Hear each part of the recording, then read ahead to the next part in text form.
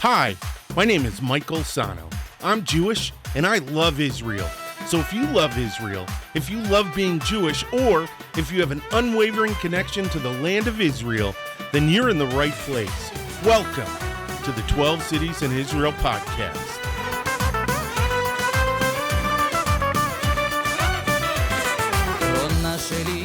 Shalom, shalom, shalom. Hey, what's going on? What's going on? What's going on? My name is Michael Sahno. Welcome to the 12 Cities in Israel podcast, the only positive podcast about the state of Israel. Hey, listen. If this is your first time watching, don't forget to hit the like button, hit the subscribe button, and the notification bell so you're always in the loop when a brand new episode comes out.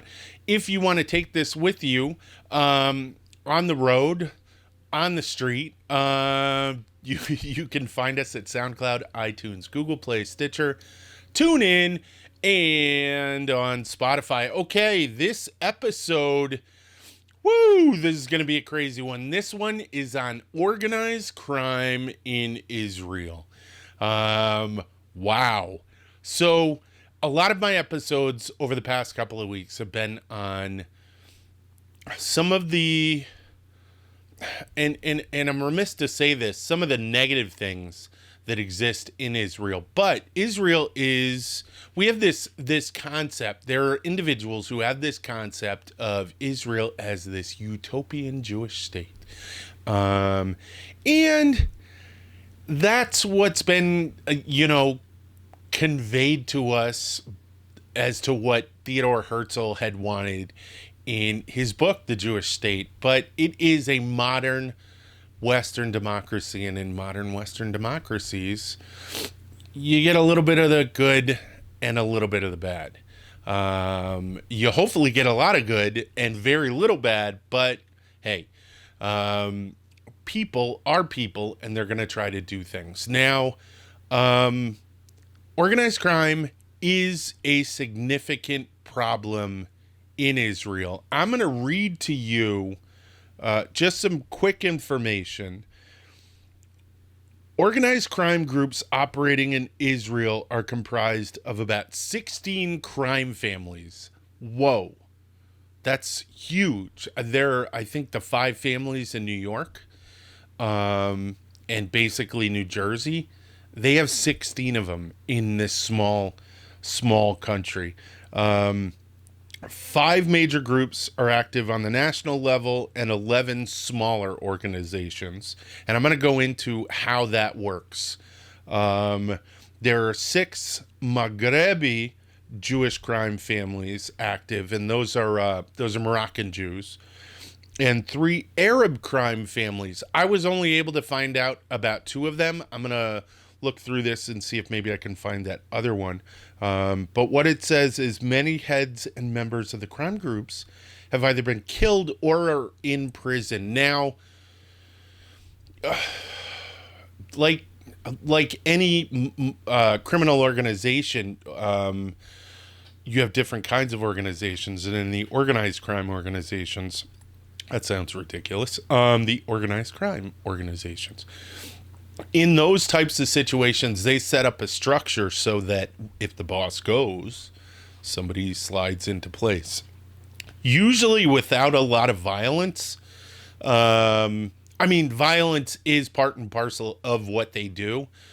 But in terms of structure, and what happens when there's a power vacuum, a lot of times, since these are families, somebody in the family just steps up, somebody who is expected to be the prince, and in some cases the princesses of these crime families. So there's a lot to go into. Now, this says the major crime groups are the Abargils, the Abutbuls, the Alparons, and the Dumranis, the Shirazis, the Molnar, and the Rosenstein syndicates. Now, I don't know when this, and I'm getting some of this from Wikipedia and some of it from other sources, some good, really, really good articles on it. Now, some of this information in the Wikipedia is pretty dated. And what I did is I went and I found, I think it's Tablet magazine.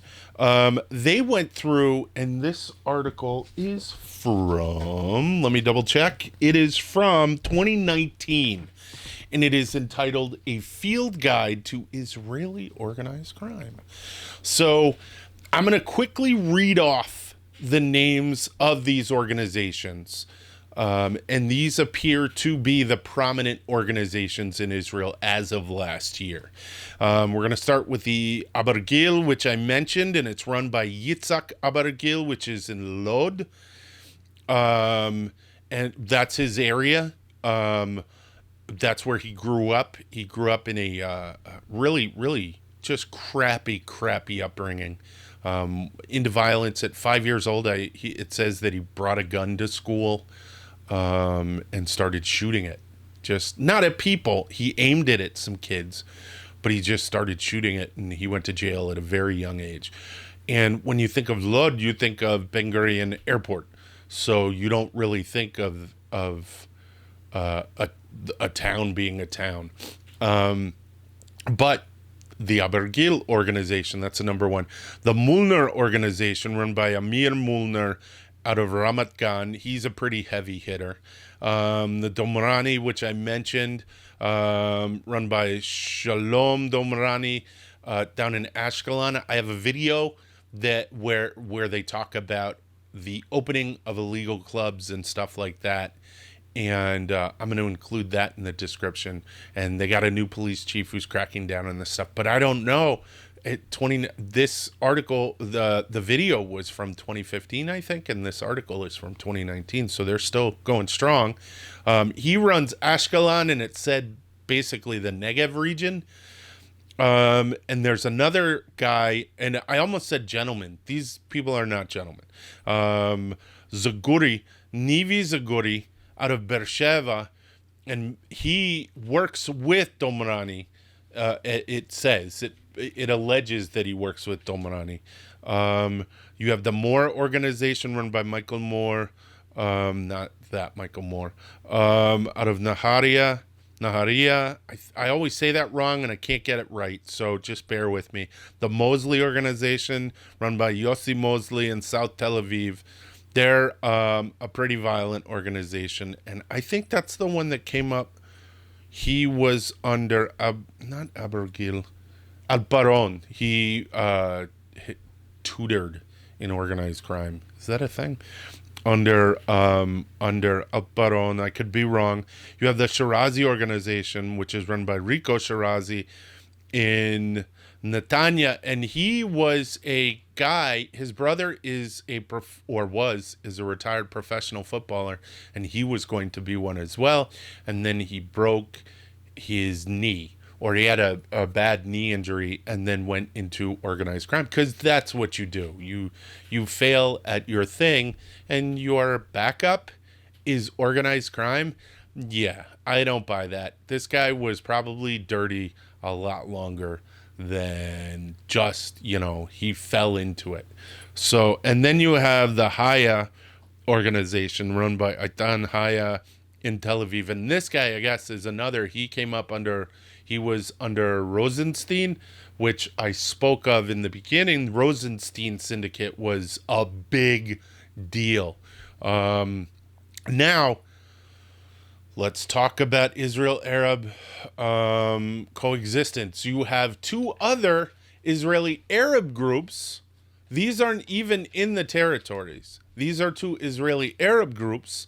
The UDA organization under Keteir Koko UDA out of Jaljulia, and you have Jarushi run by the Jarushi organization run by Milad Jarushi out of Ramle. So and it's funny because these Arab organizations aren't just, these are some of the satellite organizations that they're talking about, just like the, the Zaguri in Beersheva organization is sort of like a satellite organization that runs underneath Domrani, but is independent of it. They make their own decisions. But I guess what these groups do is they go and they want to do something like, I'm going to take an example, and I can't remember which one it was exactly, but one of the mob bosses in prison, it was either one of the mob bosses in prison didn't like the conditions, or the mob organization itself didn't like the way its organization members were being treated in prison. So they went and had the prison shot up from the outside. Nobody was hurt, thank God. But they think that one of these Israeli Arab organizations was contracted to go and do that. So these guys work hand in hand. It's pretty fascinating. Now, if you look into the history of organized crime, let's go a little pre-state and let's look at a history of organized crime in the United States. And the reason we should do something like that is because a lot of the immigrant groups that moved to Israel also moved to the United States either at the same time or decades before. Okay? Let's look at the turn of the century with Meyer Lansky and all those guys from the New York mob. And these guys took advantage of the fact that you had an underrepresented group, I guess. You had an underrepresented group in the boroughs of New York City. And they extorted them. And they took their money with gambling. And they did all kinds of stuff. Drugs weren't really their forte at the time. But basically, all of the lessons that were needed in order to establish organized crime in Israel were established in the United States 70 years earlier. You know what I mean? 100 years earlier. So these guys have been doing this stuff for a long time. They're even involved. So, all right. So let's look at what they're involved in. Let me take a sip of coffee. Peter Madeira, this is for you. What's up? So again, I love Israel. Israel is dear and near to my heart, but there are things about Israel that I wish didn't exist. But I think in order to be an objective portrayer of what Israel is, I have to talk about all the different things, both positive and negative, that occur in Israel. Yes, I am selective in some of the stuff that I discuss. And yes, I do put a lot of my opinion into it. But I'm human. I try to be as objective as possible. The reason I'm saying all that is about all of the things that I am about to discuss, all the things that they are involved in. Might be a little bit shocking to some of the people watching this. To some of you, it might not be. But the Israeli Mafia, organized crime groups in Israel are involved in murder for hire. They're involved in drug smuggling and distribution of cocaine, of ecstasy, of what else? Methamphetamines, all kinds of stuff. Heroin, everything. They're in it all. And it's international trade. They're not just involved in it in Israel. They're involved in it in Europe. They're involved in funneling it to the United States. A lot of it. They're also involved in the trafficking, sex trafficking. So one of the things that I found out in all of the research that I was doing is that prostitutes in Israel, if you didn't know, there are prostitutes in Israel. There is prostitution in Israel. Oldest job, oldest profession in the history of the world, prostitution. It exists in Israel. I am not opining on it. I am just telling you that it happens. What I found out is that the vast majority, almost, we're talking like 99.99% of the prostitutes in Israel come from former Soviet Union countries, Eastern Bloc countries. And they're brought by another element that's not discussed in this article, and I don't know why it's not discussed in this article. I did find a little bit about it, but I think there might be a level of fear as to why it's not discussed. So during the large aliyah from the former Soviet Union in the 80s, certain elements of Russian organized crime, who may or may not have been Jewish, I don't know. I'm not going to opine on that because I don't have enough information to tell you that they were faking it. But there are some who have alluded to the fact that maybe these people weren't Jewish, not all of them, that the organized crime people saw a business opportunity.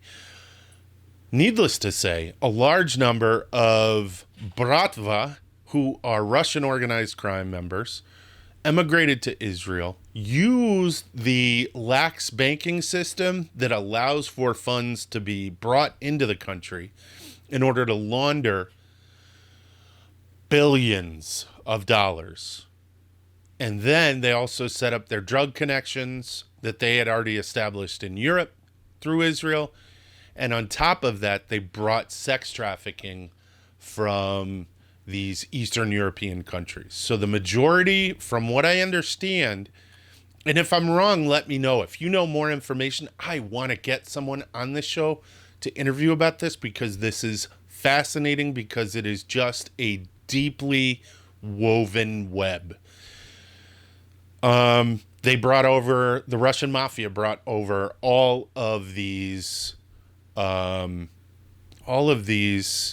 women to be trafficked as prostitutes in Israel. So yes, they're into that. They're also into organized crime in Israel, is also involved in extortion. What is extortion? It's when I tell you, if you don't want your windows to be broken, you better pay me X number of dollars every week, month, whatever. So they're involved in that. And we're going to get into extortion later because there's another group that is linked to organized crime. I haven't been able to get a lot of information on it. I want to get more because it's an interesting story. So there's extortion, and then there's also gambling. So one of the groups, and it was the one in Tel Aviv. Was it the one in South Tel Aviv? I think it was. And it was Yossi Mosley, the Mosley organization, I guess. So what happened was a bunch of these big mob guys got rounded up in the early 2000s, between 2003 and 2010. In 2003, the Israeli government decided that it had had enough because of a WikiLeaks cable that was released that outlined who the member families were and all of that to the U.S. State Department. Excuse me, I'm sorry about that. So due to probably embarrassment at the fact that they weren't doing anything, the Israeli government decided to get involved, and a bunch of these people, the Abergils, the Aparons, the Abutbuts, all of their heads went to jail. Some of them were indicted and went to the United States and agreed to serve their jail times in Israeli jails. Kind of a sweet deal, I guess. But this guy, Yossi Mosley, was under one of those guys, and when the arrest happened, he kind of branched out pretty violently, and started his own underground casinos in South Tel Aviv. Now, about the violence. So one of the things that's going on and has gone on over the past 15 years is there are a lot of what on the outside look like terrorist activities, car bombings, random shootings in the streets. But these are all done as retaliatory measures between mob families or against informants. So being an informant in Israel is basically a death sentence. I know it normally is with anything. I mean, with any organized crime, you've got a target on your back. But these guys, they really, really go after them. They blow up prosecutors' vehicles. They blow up defendants' vehicles, the defense attorney vehicles. And it wasn't clear. Is it their own defense attorney? They didn't like it, so they blew up the guy. He wasn't hurt, but these guys, when they feel wronged, they rampage. And it is violent and it is excessive. But I spoke to a friend of mine. I was on the phone with a friend of mine, and she gave me a lot of insight as to whether or not this is something that is felt every day. So the reason that's important is because, one of the things when I went to Israel, everyone said, "Yo, are you worried? Are you nervous? Do you feel like it's going to be safe?" And I was like, "Absolutely. Why? What are you talking about?" "Well, on the news, it's all..." Well, the same thing goes for this. If you watch the news and looked up stuff on the Israeli mob, you would think that they were blowing up bombs everywhere and you couldn't leave the house. It's the same with terrorism in Israel. There is terrorism in Israel, but it doesn't happen so often that you feel it. So she was basically telling me, yes, these things are public things and we're aware of them, but overall, you don't get a sense of organized crime in Israel, which is good. That's actually pretty great. That's awesome. Now, I have covered all of the families. I've covered all the stuff that they're involved in. I've covered how violent they can be. I've covered... And they are so violent. And a lot of times they do this stuff when they do an attack. Like 2 of these attacks that I read about were done right in front of the individual's children. So these people are savages. These people who involve themselves in this criminal behavior are absolute savages. There's no questions about it. That's it. That's pretty much it. What I wanted to talk about next was another group that is, how do I say this? And I want to be really careful. So one of the things that I don't want to do is one of the things that's been done historically in Israel since the creation of the state. So and this is it's gonna sound like it's not really connected, but it is connected. So when the expulsion happened and in the 50s, and the Persian Jews were expelled from Iran, and the Iraqi Jews were expelled, and the Moroccan Jews were expelled, and all the Mizrahi and Sephardi came to Israel and were put into camps, basically, internment camps, because they didn't know where to put them. So many of them came. They were looked down upon. And they were looked down upon because of their customs and their close familial ties and their religiosity. Something that the secular Jewish state didn't really have too much use for at the time. So they were always purported to have bad behavior. The Mizrahis and the Mizrahim and the Sephardi. And it didn't apply to all of them. There were bad groups, but it wasn't all of them. But one of the things that happens over time is you start saying that lie, and pretty soon, Sephardis, they're all involved in organized crime, or they're all involved in bad things. It's not true. And I want to be very clear about my criticisms of the things that I've heard about the next group I'm going to discuss, which is ultra-orthodox organized crime, or allegations of organized crime within the ultra-orthodox community. And that's actually very specific, and it's good that it's specific, because there have been allegations of extortion, criminal extortion, within the Haredi community, both Haredi, Hasidim, all of them. But I was talking to my friend because I wanted to get kind of the straight dope, and there's somebody else that I need to talk to about this to get a little bit of a clearer picture. But it appears it is a thing. Now, I remember reading a story about corruption within the kashrut organizations, which are the groups, the panels that give your kosher certification to businesses and to, butchers and all that stuff. And one of the things that came up in the article is that people were taking bribes for this stuff. So if they're taking bribes, it was also alluded that they might be upcharging people, saying, if you want to keep your kosher certification, you need to pay us. Well, that's extortion. What I was talking to my friend about what she was telling me when I told her about this is that, yeah, it also extends to other religious things, such as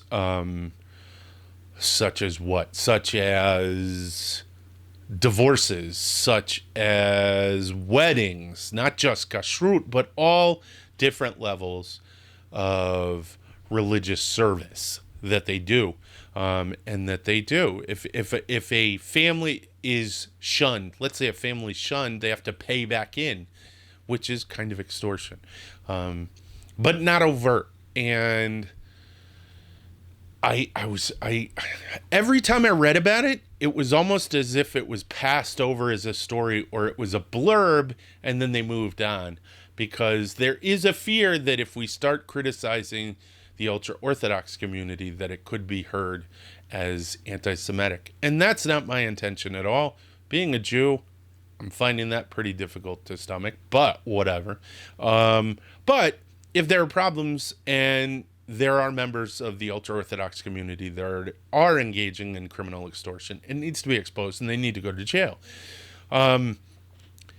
Now, in the research that I did for this, and there was a ton done, I did come across this story that I was actually oddly involved in a tertiary way. So in 2009, I was living in Jersey City, and I was working at the pool, the municipal pool. I was a stay-at-home dad, and it was a great part-time job, and I worked for the city of Jersey City. Well, there was a big sweep, and they arrested like 50 people, like a ton of people, and 5 of those people were Orthodox rabbis, ultra-Orthodox rabbis, Syrian Jews. And basically what was happening was they had yeshivas, charitable organizations, and all this stuff, and they were receiving money from not very clean sources, criminal activity, basically.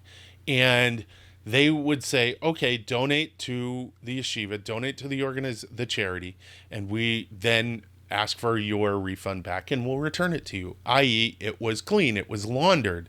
That is money laundering. That is criminal organization behavior. So, yes, and there are ties between this guy and Israel, but they never really went into it, and I don't know what the depths of it are. But you have to assume if it's happening one place, it's probably happening other places.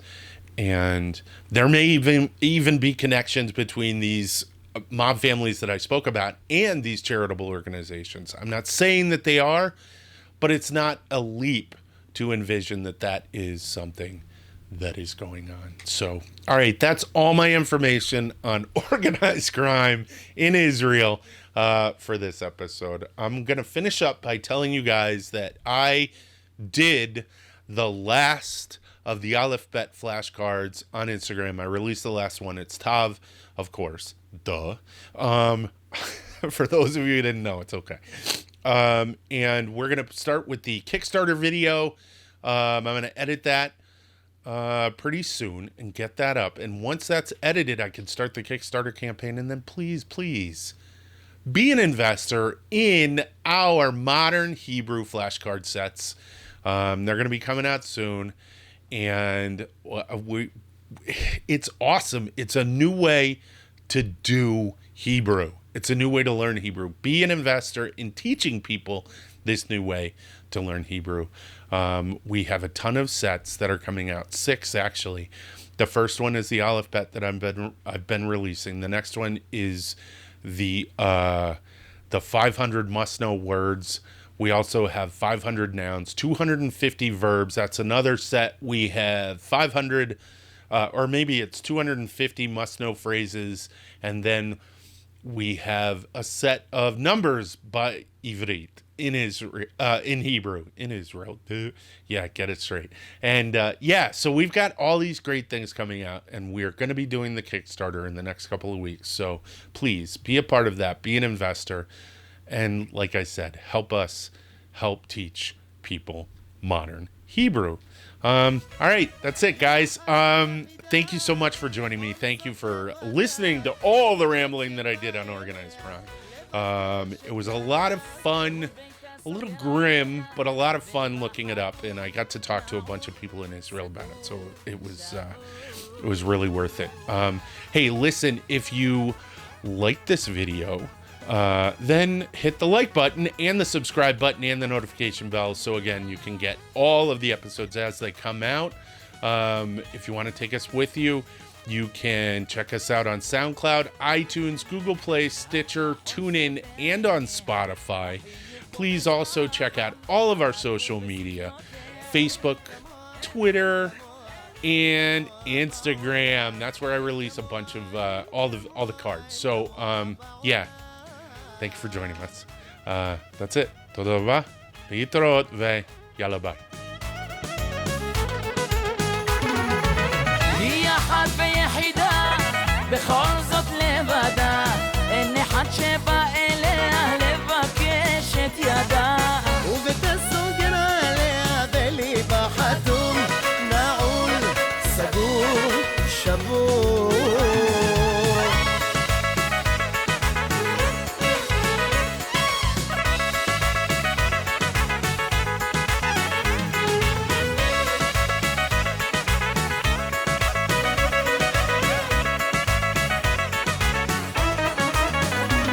לחישה בלילה והיא איננה, גם שרחוקה היא ממני.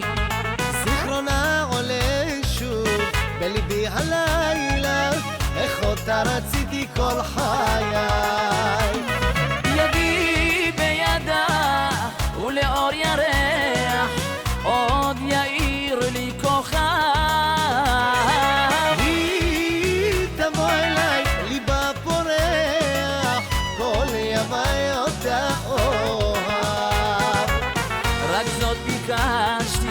בידה אחזתי, היא כמו חלום שלא נגמר.